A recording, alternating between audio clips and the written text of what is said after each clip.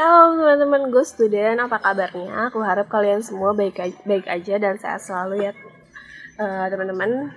Aku mau ingatin sama kalian kalau misalnya kita ada online service kalian bisa tonton di YouTube-nya Go Bogor Online Service, linknya nanti ada di sini. Dan kalian juga bisa follow IG-nya Go Student, go_student.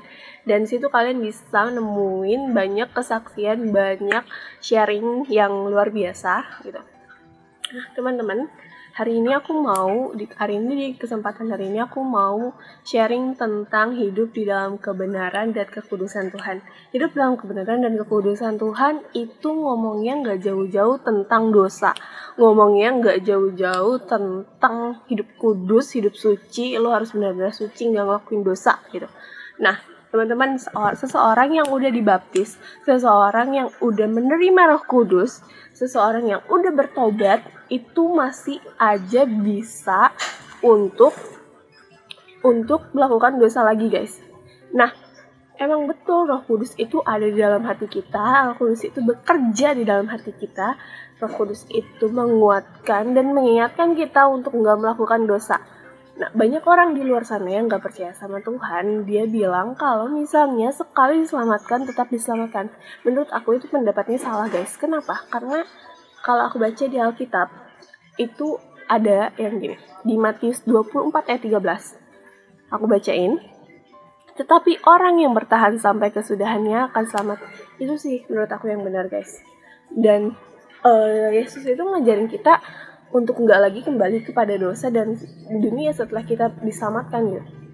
Setelah kita mengikuti dia tuh nggak ngajarin kayak gitu. Dan di Lukas 9 ayat 62, tetapi Yesus berkata, setiap orang yang siap untuk membajak tetapi menoleh ke belakang, ia tidak layak untuk kerajaan Allah. Dan di Yakobus 1 ayat 12 itu bilang, berbahagialah orang yang bertahan dalam pencobaan, sebab apabila ia jatuh dan apabila ia sudah tahan uji, ia akan menerima mahkota kehidupan yang dijanjikan Allah kepada barang siapa yang mengasihi dia. Nah, Tuhan Yesus berpesan juga kalau kita yang mau bertahan, kita harus tetap berpegang teguh pada keselamatan yang udah ada pada kita gitu.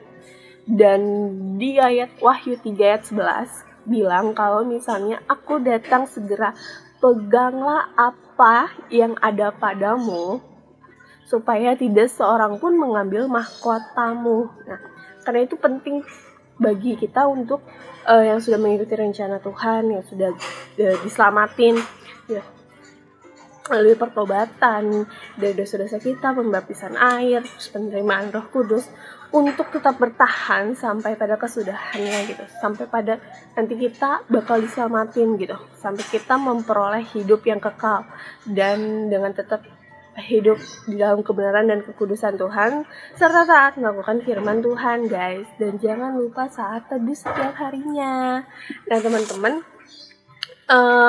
aku juga mau ngasih perbedaan antara hidup di dalam kebenaran Tuhan sama hidup di dalam kekudusan Tuhan. Itu apa sih, Kak? Ya, hidup dalam kebenaran Tuhan itu berarti melakukan segala sesuatu yang dapat dibenarkan di hadapan Tuhan. Nah, menurut prinsip-prinsip dan petunjuk-petunjuk yang aku lihat di Alkitab gitu, aku baca di Alkitab, kebenaran di hadapan Tuhan itu harus ada di sepanjang kehidupan kekristenan kita gitu. Sehingga kita memperoleh perkenanan Tuhan. Dan ada di ayatnya Kisah Para Rasul 10 ayat 35, aku bacain. Setiap orang dari bangsa manapun yang takut akan Dia dan yang mengamalkan kebenaran berkenan kepadanya. Kebenaran di hadapan Tuhan itu dikaitkan pada keselamatan, dan kebenaran di hadapan Tuhan ini penting untuk kita tetap hidup di dalam hidup yang kekal gitu. Nah, teman-teman, terus hidup dalam kekudusan itu apa? Hidup dalam kekudusan itu berarti hidup yang dipisahkan dari segala sesuatu yang dunia, yang gak bersih dan dosa, sehingga kita hidup bersih, kudus, dan berkenan kepada Tuhan.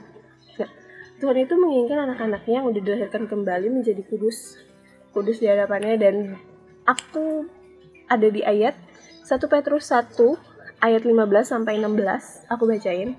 Tetapi hendaklah kamu menjadi kudus di dalam seluruh tubuh, di seluruh hidupmu, sama seperti Dia yang kudus, yang telah memanggil kamu, sebab ada tertulis, kuduslah kamu, sebab aku kudus.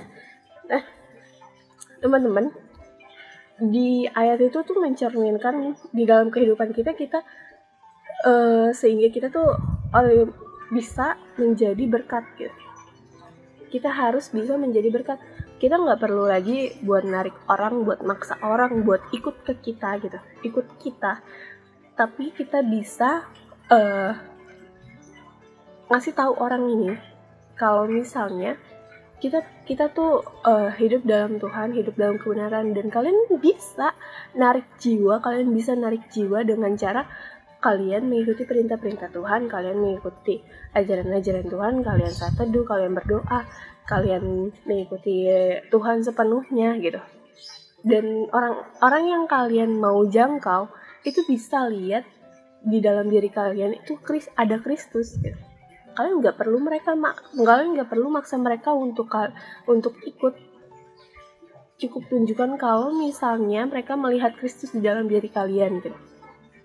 So teman-teman, aku mau ingetin lagi kalau misalnya hidup di dalam kebenaran Tuhan itu berarti melakukan segala sesuatu yang dapat dibenarkan di hadapan Tuhan, sedangkan hidup di dalam kekudusan Tuhan itu hidup yang dipisahkan dari segala sesuatu yang duniawi, yang gak bersih dan dosa, sehingga hidup kita bersih, kudus, dan berkenan kepada Tuhan. Ya, dan God bless you.